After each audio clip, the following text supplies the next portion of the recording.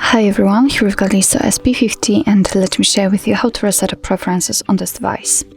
So firstly, let's enter the settings, and here we have to scroll down to the very bottom and tap on system. Now let's enter reset options, and as you can see on the second position we've got the option we're looking for, so just tap on it and obviously not erase all the data but reset up preferences.